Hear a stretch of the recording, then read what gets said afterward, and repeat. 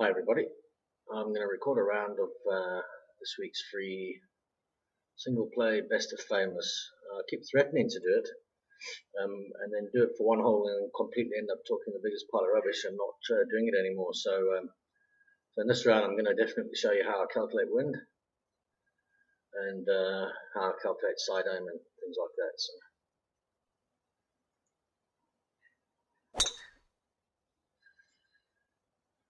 It would be nice if my meter was smooth in windowed mode like this, then I wouldn't have to keep, slow down. I wouldn't have to keep maximizing and minimizing and everything.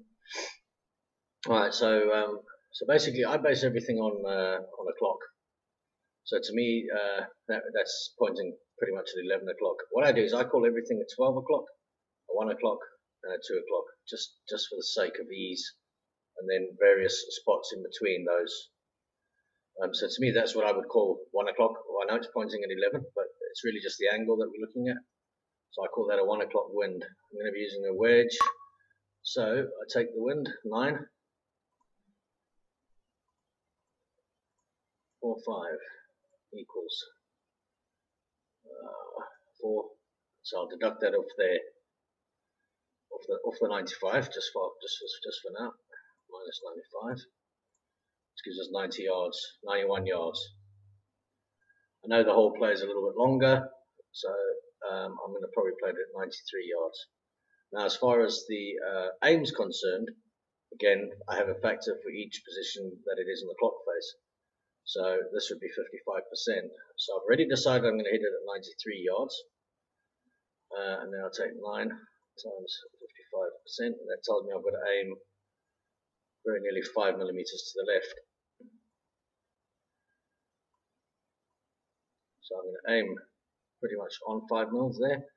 Now what this should do is it should take care of the side spin when I land. And we should be nice and close with, let's say, 93. Probably hitting it this much under power, I'm not going to get all that wind help that I thought, so I'm going to probably, that's closer to 94. Got slightly metered. And that would spin back now to 95, but I just needed to ding that all. It's no good clicking with the wind, so but not to worry, we've got a putt, and that's really all that matters. And a fairly easy one at that.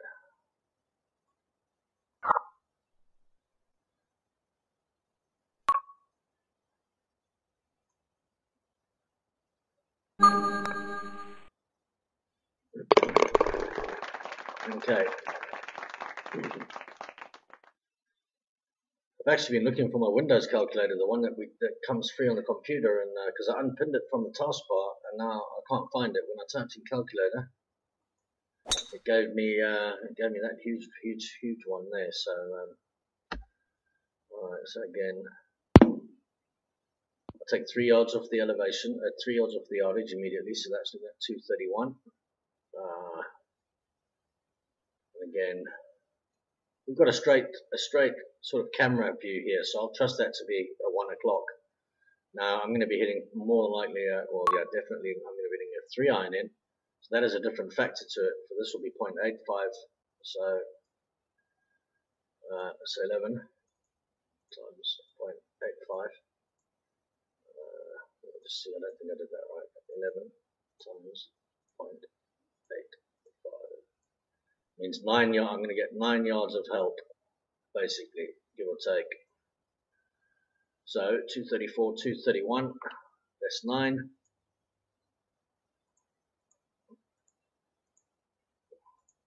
A yardage of about 222 yards. So this full backspin, full power lands 22350, 224 in that region. So I've got to hit it at about 99% if I want to land it at the hole. I want to land it a little bit short, so I'm just going to come under power. Now typically it would be the same deal, 11 times 55% for the wind aim. It's at 1 o'clock, what I would call 1 o'clock, which is 6 mils.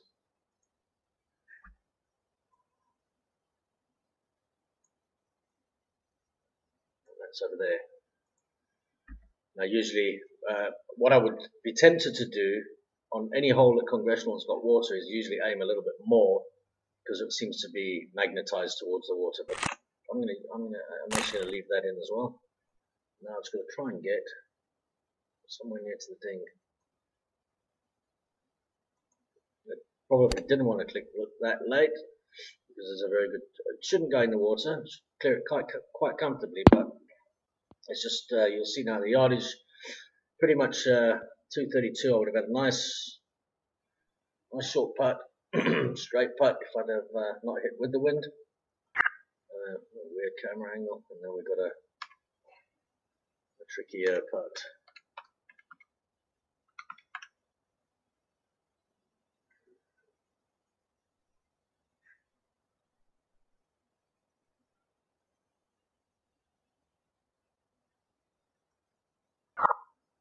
So difficult to say.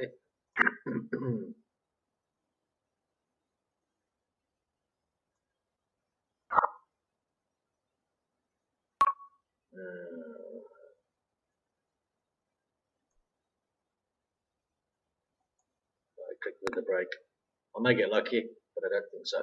No, can't click with the brake, especially on an 18-foot putt. Give yourself absolutely no hope. So I was 4 feet and click it early.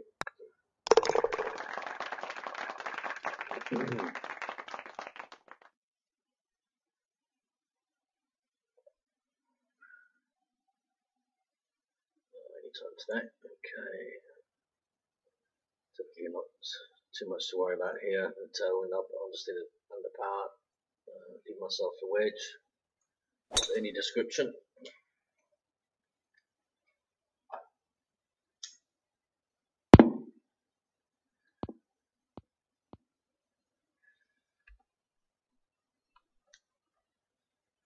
Okay, so just having a look at it. I typically don't play any up elevation here, not from 64 yards. So again, now pretty much what I also can tell you is that I consider that to be 5 miles an hour. I read it in the forums, it must have been 2 years ago, how that could be considered 10 miles an hour wide. So half of it, that would be 5. If I wanted to aim, if it was a 10 mile an hour wind, I'd put the edge about where I've got the triangle now. So that would be just roughly about a 10 mile an hour wind there. So that would be a 5. I'm going to go about 7-ish, somewhere around there, and I'm just going to hit this full topspin. Might go a little bit long.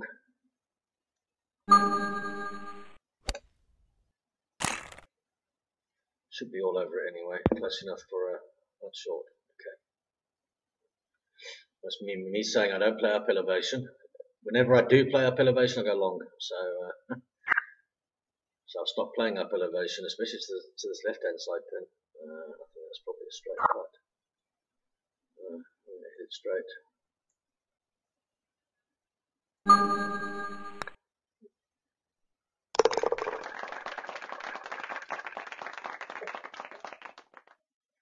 I could have punched my 85 yard there properly to 64 yards, I guess.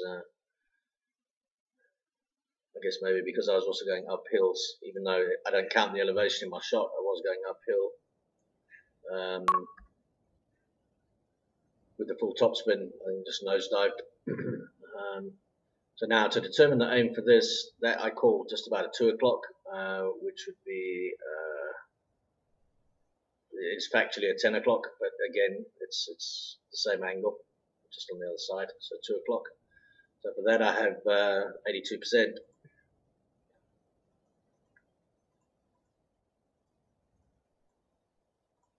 It's 12 millimeters.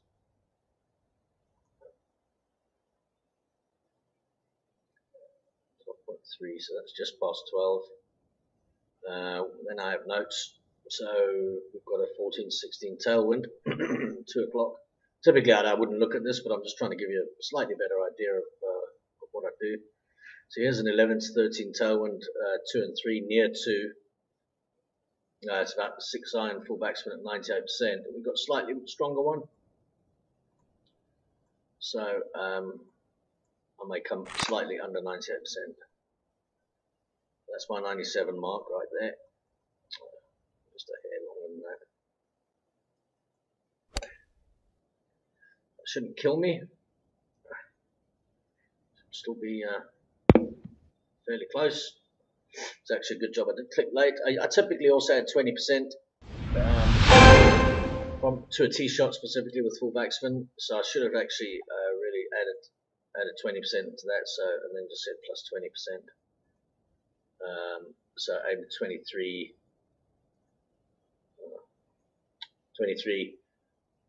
at 12.3, sorry, plus 3.69, and then a ding would have been perfect. So, but I've noticed the game isn't really playing that accurate with wind at the moment. So you can afford to, as long as I'm within 5 feet, pretty much I'm happy. So just going to click this early.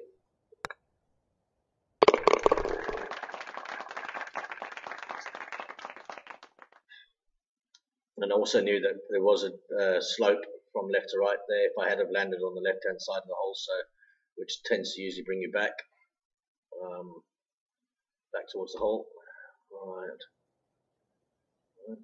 Full topspin off the top of this hill,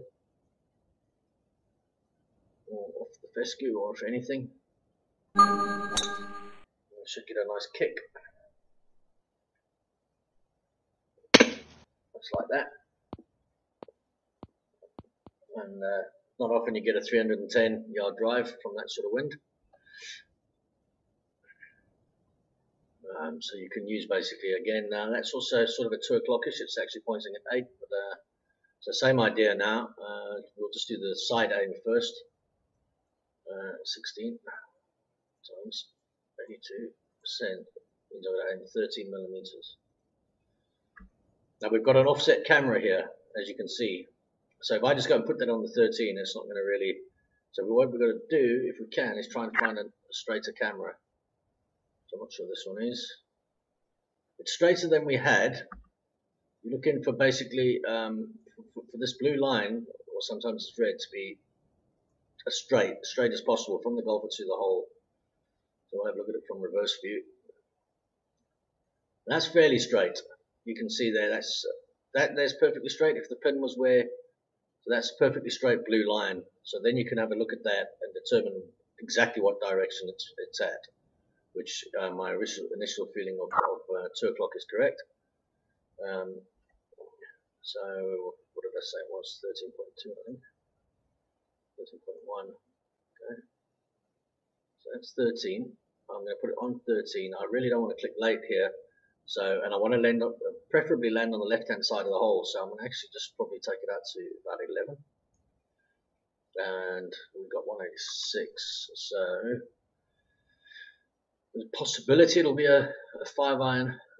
So that is a different factor to a 4-iron. So I'll first calculate it as a 5-iron shot. Because 16 times point. This means I've got to add 8.8 plus, I think it's plus 186, I believe. So 194. Okay, so 5-iron full backspin lands at 190 and a bit. So I'm obviously going to be way short if I do that. So I'm just going to come up. And for all my factors are based on full backspin assumed to already be applied. So now when I come up from full backspin, my wind effect is going to lessen slightly, as well as the fact that I'm going to gain just a couple of yards over my 190 as my full backspin yardage. Let the flag out. An early click's probably not going to be the end of the world. Although I have not aimed enough, I'm hoping to land left here and then just.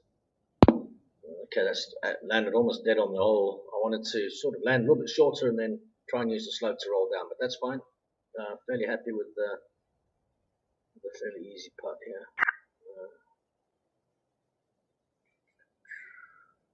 Stop the end of the wind. Just always good idea to check the wind as well, because sometimes it can, especially if it's a pure 3 o'clock or 9 o'clock. It can, and a head and tail, 12 o'clock, 6 o'clock, it can, again, I'll show you now, so we'll go up to hole 6, so we've got a 6 to 8 wind, again, I would call that about a 1 o'clock, so we've got a 10 to 12 at 1 o'clock on that occasion, a 3-iron, 1 pixel up from full backspin, We've got a 6 to 10 direct headwind at 12 and 1, so that's almost right in our face with a 3-iron full backswing. We've got a 6 to 8 sort of at 1 o'clock, so it's probably a choke down 3-iron, 99%, something like that. Again, now we'll just 7 times 55%, it's 3.85 plus 20%, it's 5.39 mils because I'm in the tee shot.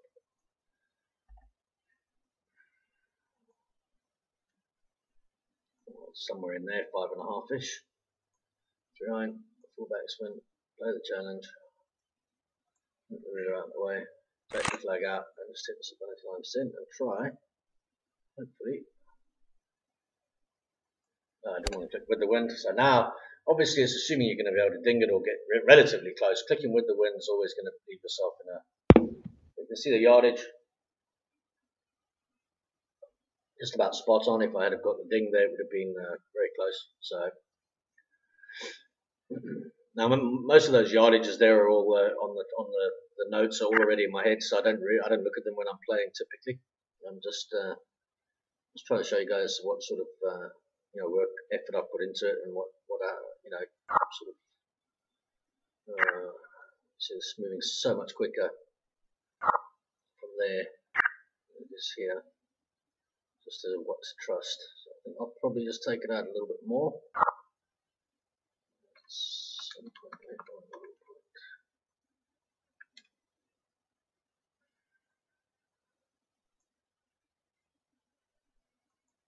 Ah boy, that could hurt. No. Okay.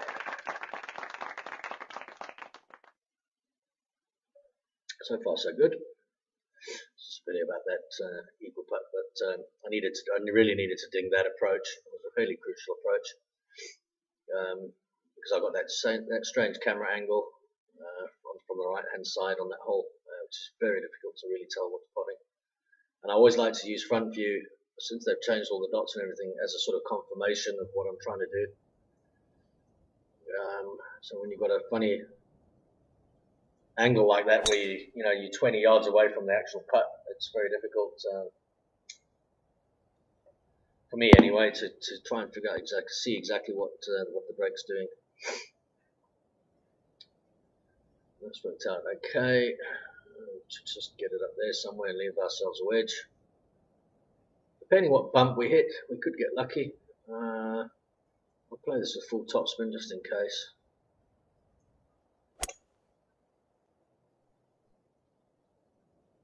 Never know your luck. Won't reach the green, but you can get a few good kicks. You see, that's worked out actually much better than I expected.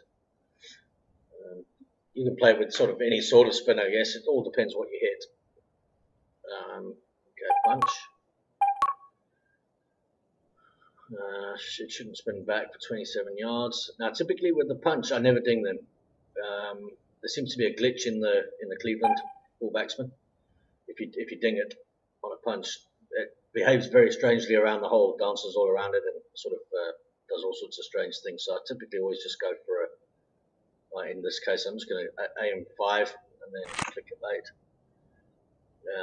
It's because I'm going to be only punching 27 yards, which are going to be sort of that sort of powerish over there. This wind's really not going to have a major effect on me. So I'm going to just punch it for 28 and click it late. That should be close enough for a nice putt.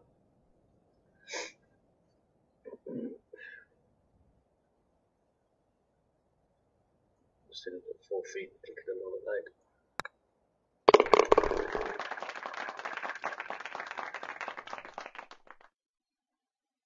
I have got little specific percentages written down for punches from 21 yards all the way up to full power, which I could have used there, but I don't have them on the screen. I have them written down on the little post-it note here.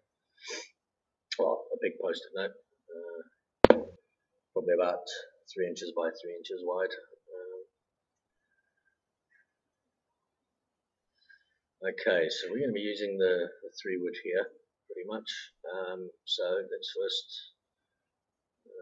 first work out the wind effect. So I use the same wind effect for that I would for my 7-iron. 13.7.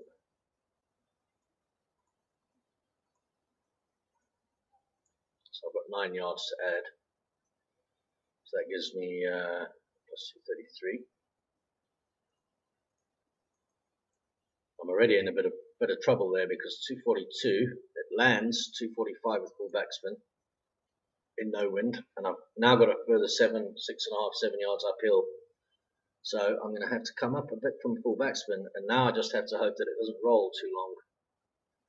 Again, I'm just taking a guess here. I don't use the calculation for wind aim on this hole because usually I want to land short and roll up to the hole, and depending on the wind will determine which side of the hole I want to land on. I'm hoping I'm going to land a little left here and just roll around the corner to the right. It's tricky now. I do need a little bit of luck because this could land and just stop. But I don't want to go too far up in case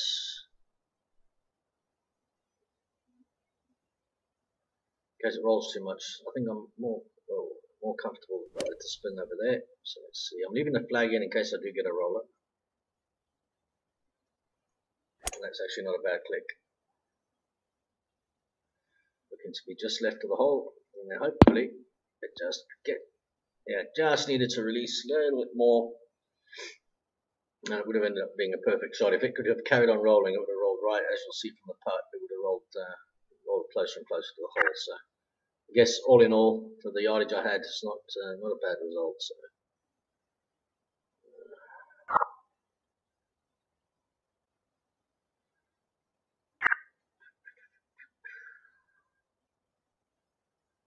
Let's see.